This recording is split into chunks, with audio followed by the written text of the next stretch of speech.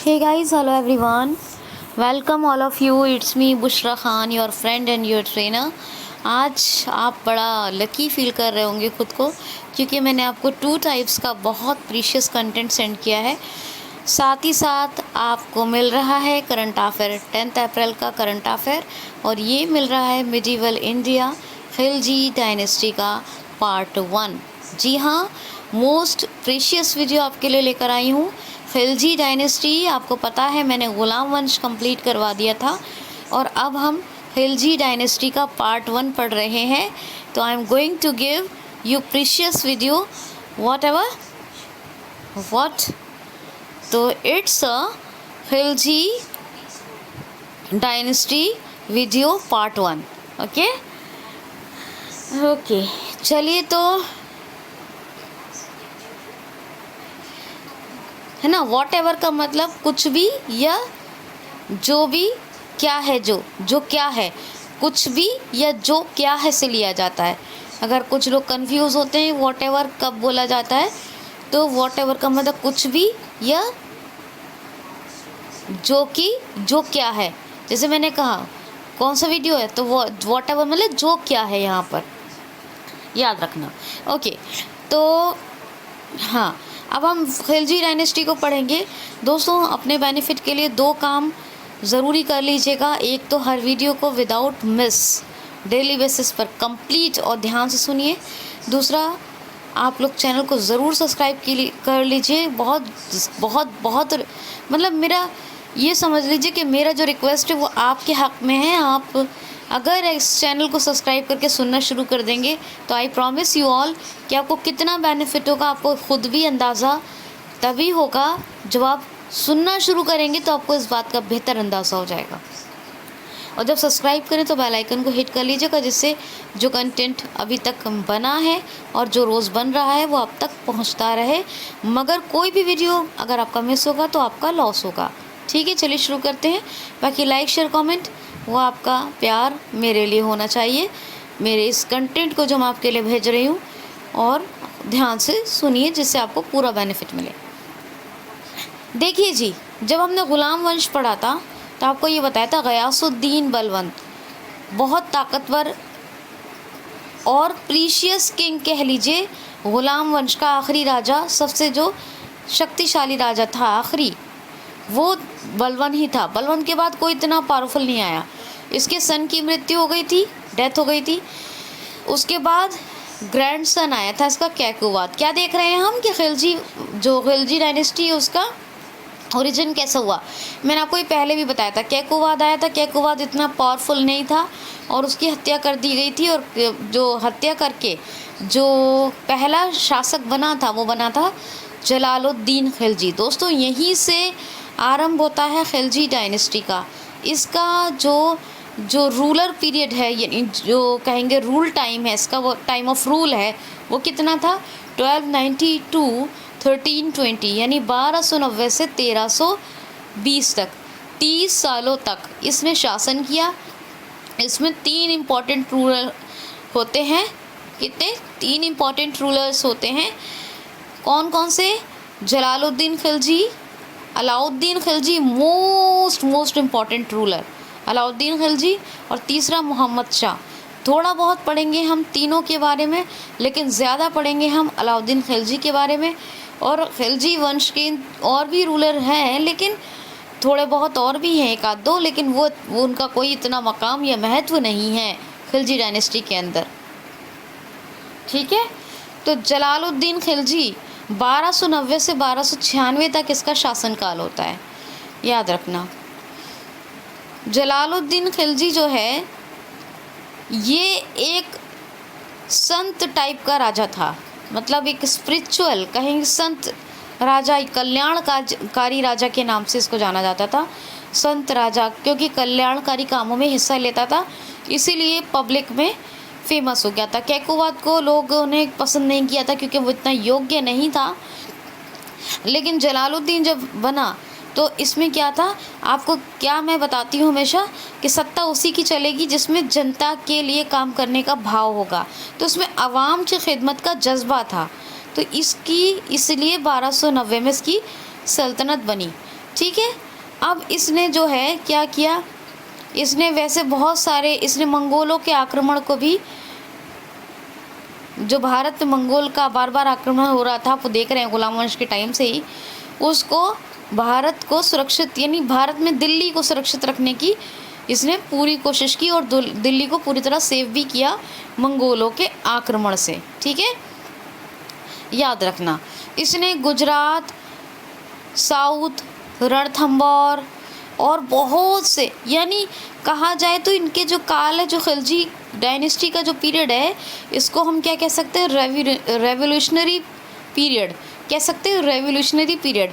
इन्होंने बहुत रेवोल्यूशन किया और अपना जो इनका शासन है उसका मतलब क्या बोलेंगे इसको, मतलब मिल्कियत का विस्तार किया। क्या किया, अपनी जो इनका जो रीजन था, जो इनका क्षेत्र था, उसका क्या किया इन्होंने, इसको वास्ट किया, उसको एक्सपेंड किया अपने एरिया को, मतलब जो इनका रूरल एरिया था उसको एक्सपेंड किया। अब इस जलालुद्दीन के बारे में यही सब बातें हैं कि इसने बहुत ही, और आपको पता है कि जो तुर्के चहलगामी चालीसा जो बनाया था इल्तुतमिश ने, उसको इसने ख़त्म कर दिया था जलालुद्दीन खिलजी ने। और जितनी भी पावर थी, जितनी भी शक्ति थी, वो किस में सेंट्रलाइज्ड हो गई थी, अब वो निहित हो गई थी राजा में। देखिए, एक इनडायरेक्ट पॉलिटी में भी क्वेश्चन आता है कि जो जनता की शक्ति है वो किस में निहित होती है, प्रधानमंत्री में।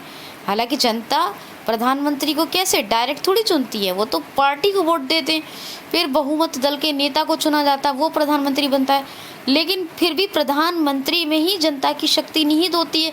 इसी तरह सेंट्रलाइज्ड हो गई तमाम पावर किसमें, वो पहले क्या होता था, पहले काउंसिल ऑफ मिनिस्टर होती थी, जो आपको बताया था, नोबल्स। वो नोबल्स को उसने, नोवेल नहीं है, उपन्यास नहीं, नोबल्स कह रही हूँ, तो उन नोबल्स ने क्या किया कि वो इसके ख़िलाफ़ कोई भी रेवोल्यूशन ना करें, कुछ साजिश ना रचे, इसलिए इसने तुर्के चहलगामी और चालीसा को ख़त्म कर दिया था। अब इसने क्या किया, अलाउद्दीन खिलजी, ये इसका भतीजा भी था जलालुद्दीन खिलजी का, और जलालुद्दीन खिलजी का भतीजा होने के साथ साथ इसका सन इन लॉ यानी दामाद भी था। भतीजा और दामाद जलालुद्दीन खिलजी का था। कौन, अलाउद्दीन खिलजी। और इसका जो काल है, शासन काल, वो 1296 से 1316 तक है। कितना, 1296 से 1316, यानी 20 साल इसने शासन किया। बाकी फिर 1316 से 1320 तक और भी रूलर आए, जिसमें एक मोहम्मद शाह का जिक्र मैंने ऊपर कर दिया है। ठीक, अच्छा, तो 1296, अच्छा, जब ये अलाउद्दीन खिलजी को क्या किया, ये अलाउद्दीन खिलजी बहुत टाइम से था, 90 से 96 जलालुद्दीन खिलजी की जो टाइम था, टाइम ऑफ रूल था, उसी में अलाउद्दीन खिलजी को ने जो गोलकुंडा के पास एक 80 प्रांत कहलाता था, उसका इसने गवर्नर बना दिया था अलाउद्दीन खिलजी को। और ये बहुत ही माइंडेड, ये बहुत था रूलर, बहुत माइंडेड था और बहुत ही मतलब शार्प माइंडेड भी था और बहुत टैलेंट था इसके अंदर। इसी ने जब रणथंबोर के किले पर मतलब को जीतने के लिए, विजय करने के लिए जलालुद्दीन खिलजी ने आक्रमण किया था, तो अलाउद्दीन खिलजी के टाइम में फतह मिली थी, इसको जीत मिली थी, वैसे जलालुद्दीन खिलजी को नहीं मिली थी, याद रखना।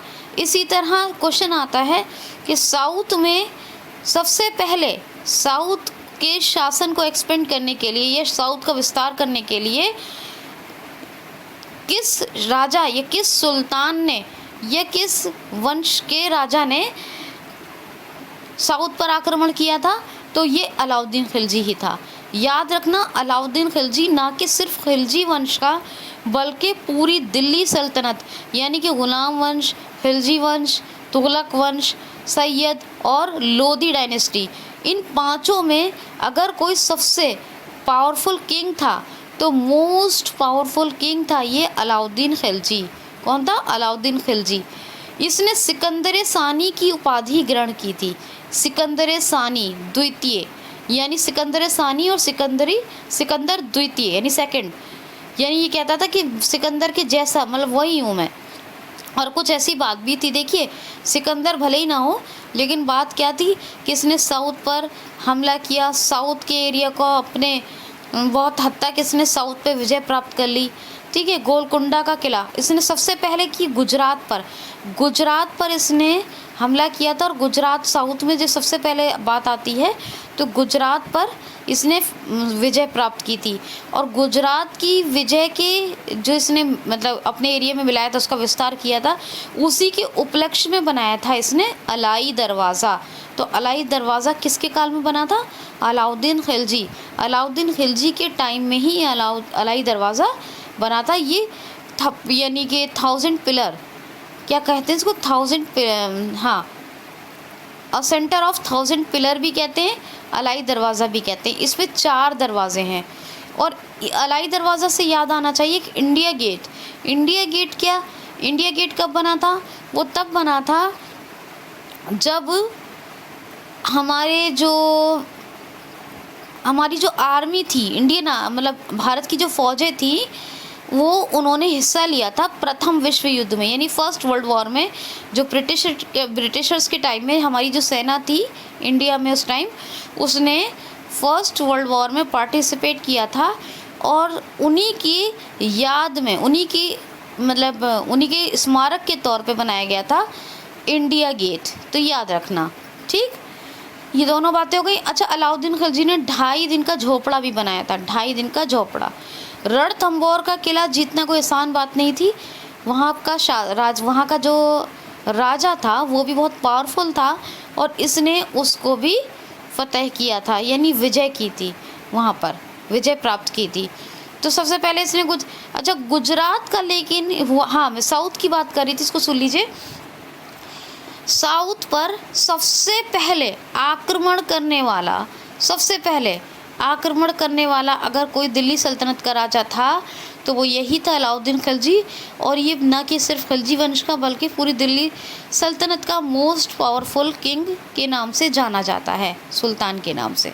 ठीक है, तो याद रखना अलाउद्दीन खिलजी। अच्छा, ये इसने 2 उपाधियाँ और जो ग्रहण की थी, कौन कौन सी? एक तो यामीन खिलाफत, और एक था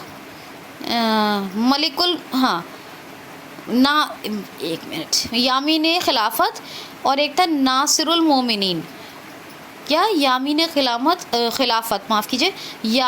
खिलाफत और नासिरुल मोमिनीन, ये 2 इसने क्या किया था?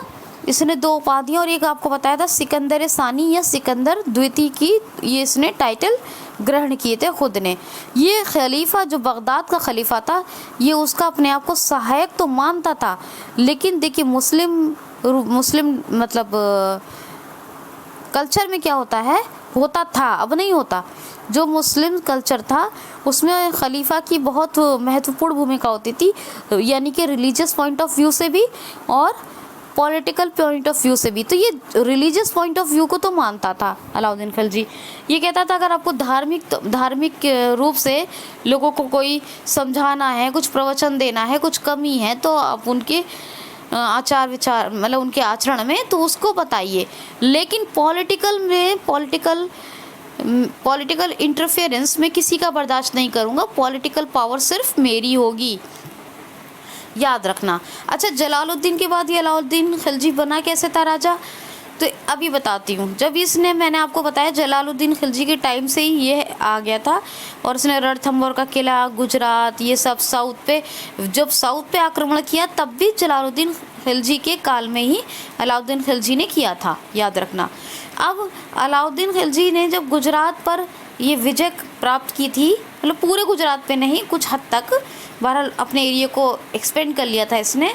तो क्या किया था कि जो ये वहाँ से लूट कर लाया था माल, वो इसने जो मतलब सेंट्रल ट्रेजरी होती है ना, यानी कि फंड, सरकारी जो ख़जाना होता है, उसमें जमा नहीं किया था, सेंट्रल ट्रेजरी में। और इसने क्या किया था, वो अपने पास रख लिया था। अब ये बात सुन के जो है खलबली मच गई। अब जलालुद्दीन खिलजी आए मिलने इससे, जब इससे इसके किले में मिलने आए तो ये उनसे गले मिला और इसने खंजर भोंक दिया और उनकी हत्या, जलालुद्दीन खिलजी की हत्या कर दी, याद रखना। अच्छा, जलालुद्दीन जब सबसे पहले बैठे थे, मतलब खिलजी वंश के पहले शासक माने जाते हैं, कहे जाते हैं, तो ये जब तख्त पे बैठे, तख्त पे बैठने से मतलब जब इन्होंने रूल संभाला था तो इनका, जलालुद्दीन खिलजी का नाम क्या था? एक तो इसको कहते थे हाँ मलिक फ़िरोज़ का नाम से जाना जाता था, मलिक फ़िरोज़। और उसके बाद इसको जलालुद्दीन के नाम से फिर जाना गया था, याद रखना, ये इसके बारे में क्वेश्चन आता है।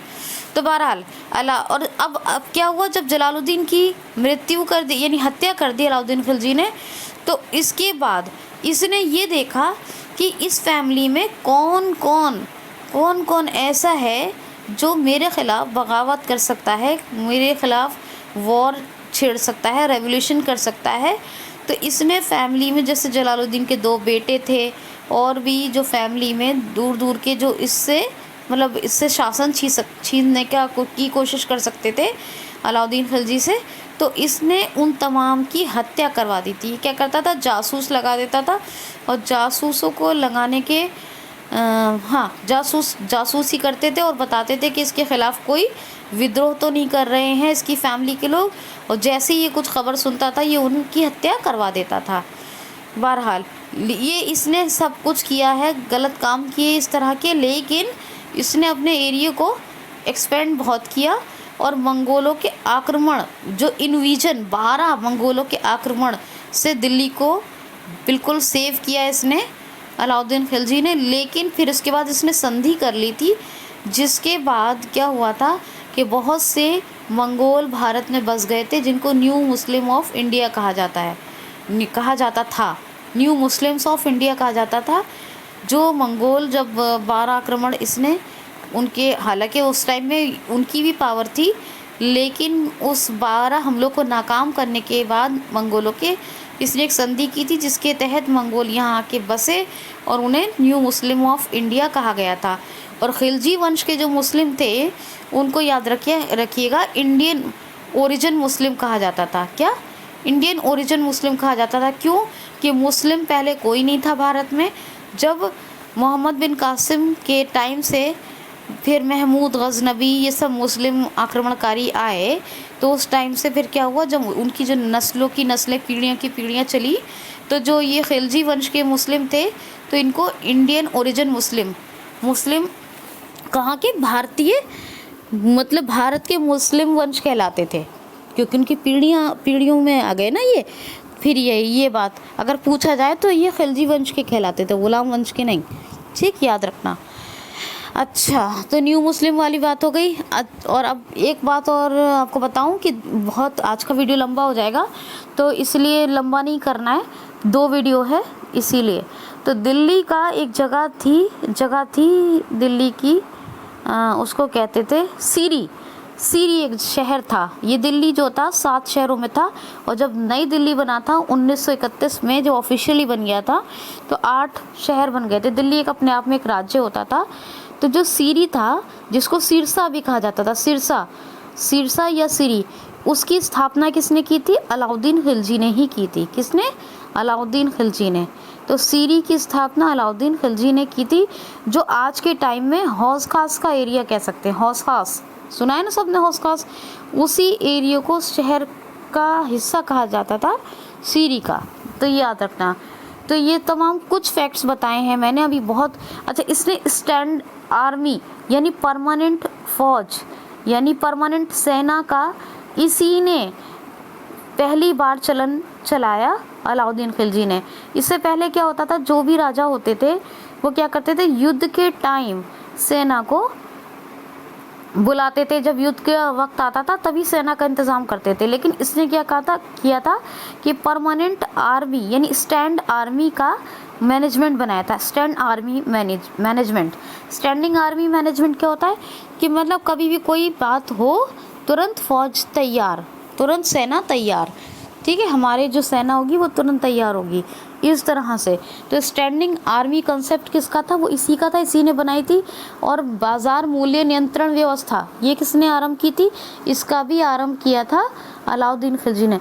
बाजार मूल्य नियंत्रण व्यवस्था ये पूछा जाता है, बाजार मूल्य नियंत्रण प्रणाली या व्यवस्था, तो याद रखना अलाउद्दीन खिलजी ने।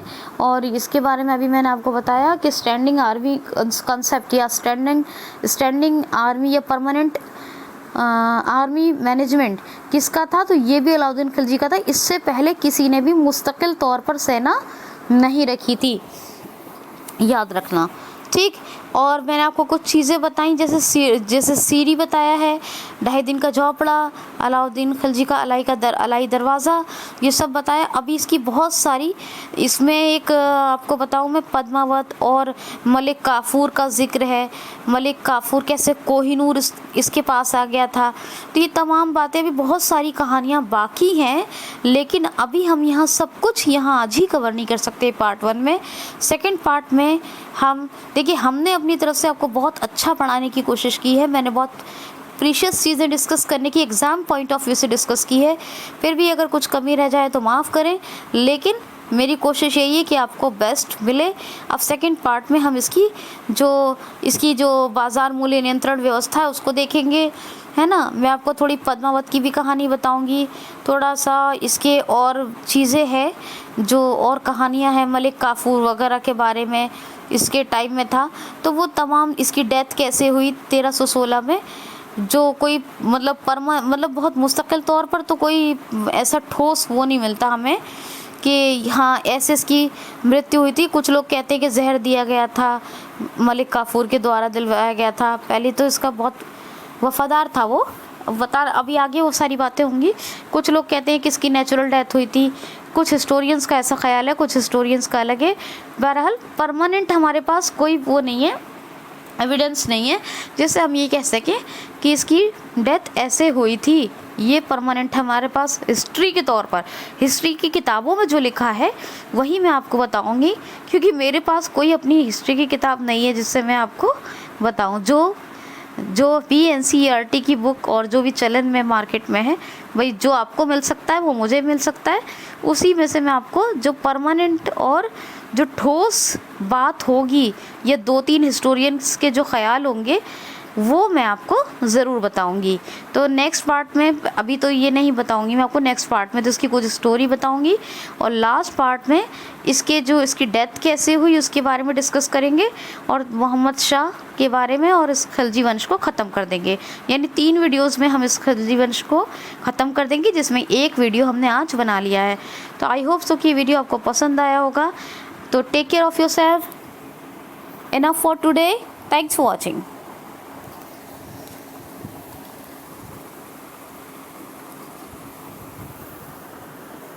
Navigate up button. Calibrate gain 0 decibels. What happened? Pause recording button.